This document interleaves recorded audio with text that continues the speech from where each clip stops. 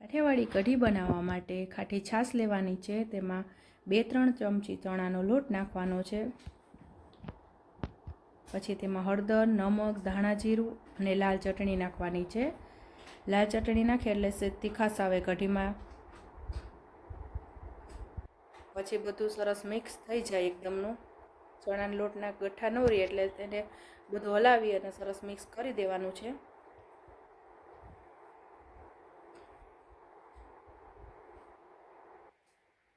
તેલ ગરમ થાય પછી તેમાં રાઈ, જીરું અને હિંગનો વઘાર કરવાનો છે। પછી તેમાં બાદિયા લવિંગ નાખવાના છે। પછી ઝીણું સમારેલું લસણના ટુકડા એડ કરવાના છે। લસણ સેજ ભરી જાય એટલે કઢીમાં ટેસ્ટ સારો આવે છે અને સુગંધ પણ સારી આવે છે લસણની। પછી તેમાં ડુંગળી નાખવાની છે, લીલા મરચાં નાખવાના છે અને લીમડો નાખવાનો છે।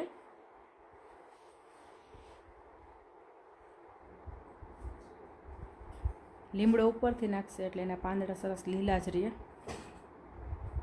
પછી તેમાં જે ચણાનો લોટ અને છાશવાળું બેટર છે તેમાં નાખી અને હલાવવાનું છે અને એને હલાવતું જ રહેવાનું છે એટલે કઢી નીચે બેસે નહીં। ઓછામાં ઓછી 15 મિનિટ તો કઢીને ચડવા જ દેવી પડશે તો જ એનો સ્વાદ સારો આવે, એટલે ધીમા તાપે હલાવતું રહેવાનું છે।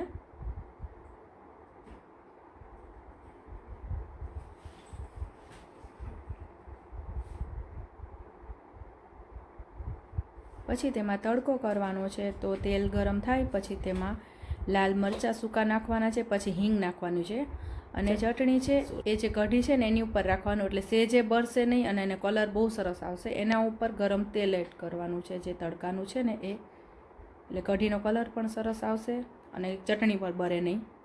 આ રીતે સરસ કઢી બની ગઈ છે। જો મારી આ રેસીપી તમને ગમી હોય તો મારી ચેનલને સબસ્ક્રાઈબ કરજો।